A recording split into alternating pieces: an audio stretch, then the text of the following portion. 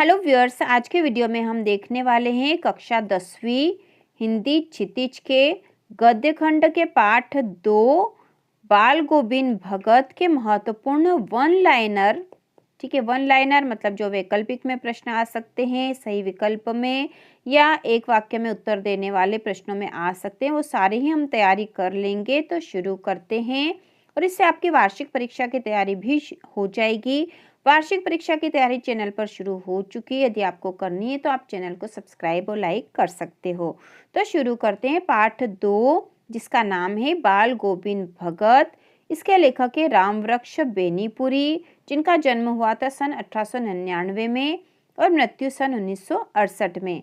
और बाल गोविंद भगत जो है रेखा चित्र है, यह इसकी जो गद्य की विधा है रेखा चित्र है, जो कि गद्य की गौण विधाओं में आती है। ठीक है, गद्य की 2 विधाएं होती है, प्रमुख विधाएं और गौण विधाएं। तो प्रमुख विधाएं जो है वह 6 होती है और बाकी की जो है वह गौण विधाएं होती है। तो 6 जो प्रमुख विधाएं उसमें होती है कहानी, उपन्यास, नाटक, एकांकी, निबंध और आलोचना। इसके अलावा गौण विधाओं में आ जाती है रेखाचित्र, संस्मरण, आत्मकथा, जीवनी, साक्षात्कार आदि। तो इस प्रकार से हमने देख लिया है। इसके बाद शुरू करते हैं वन लाइनर। रामवृक्ष बेनीपुरी का जन्म बिहार के मुजफ्फर जिले के बेनीपुर गांव में हुआ था।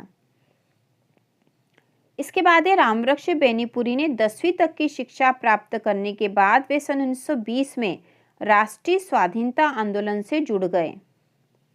15 वर्ष की अवस्था में रामवृक्ष बेनीपुरी की रचनाएं पत्र पत्रिकाओं में छपने लगी।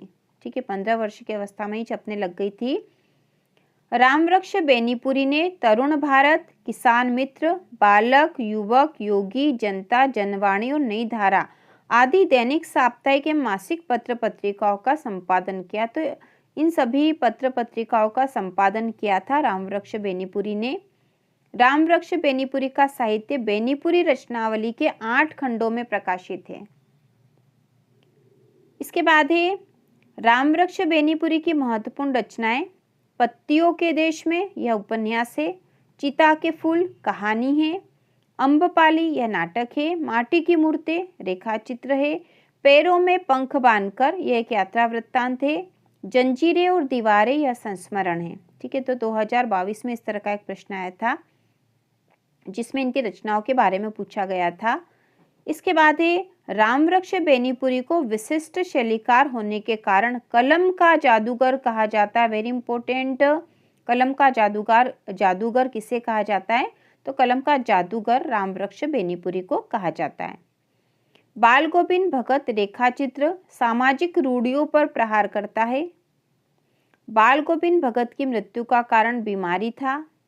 बाल गोविंद भगत कबीरदास के आदर्शों पर चलते थे। ठीक है, कबीर के आदर्शों पर चलते थे। बाल गोविंद भगत का इकलौता बेटा सुस्त और बोधा था। ठीक है, सुस्त था और बोधा था मतलब थोड़ी कम बुद्धि उसमें थी, यह कहा जा सकता है। बाल गोविंद भगत अपनी जीविका खेती बाड़ी करके चलाते थे, खेती करते थे वो। बाल गोविंद भगत कबीर को साहब मानते थे और कबीर के ही पद गाते थे। बाल गोविंद भगत गाते समय खंजड़ी बजाते थे। बाल गोविंद भगत अपने खेतों में धान की रोपणी करते थे। बाल गोविंद भगत मचोले कद के गोरे चिट्टे आदमी थे। बाल गोविंद भगत कबीरपंथियों किसी कनफटी टोपी एवं गले में तुलसी की जड़ों की बेडोल माला बांधे रहते थे। बाल गोविंद भगत के मस्तक पर हमेशा रामानंदी चंदन लगा रहता था। तो ये पूरा जो है चित्र हो गया है बाल गोविंद भगत का। बाल गोविंद भगत की प्रभातियां कार्तिक मास से शुरू होकर फागुन मास तक चलती थी। तो यह भी वेरी इंपॉर्टेंट है कि उनकी जो प्रभातियां थी कब से कब तक चलती थी, तो कार्तिक मास से शुरू होकर फागुन मास तक चलती थी। बाल गोविंद भगत आत्मा और परमात्मा के बीच प्रेमी प्रेमिका का संबंध मानते थे। कुहासा शब्द का अर्थ कोहरा है। कुहासा शब्द का प्रयोग हुआ है इस पाठ में, जिसका अर्थ है कुहासा मतलब कोहरा। इसके बाद है पूर्व की ओर बहने वाली हवा पूर्वाई कहलाती है। निस्तब्धता का शाब्दिक अर्थ सन्नाटा है। सवेरे किया जाने वाला जलपान कलेवा कहलाता है। ठीक है, कलेवा मतलब सुबह का नाश्ता। प्रातःकाल की लालिमा लोही कहलाती है।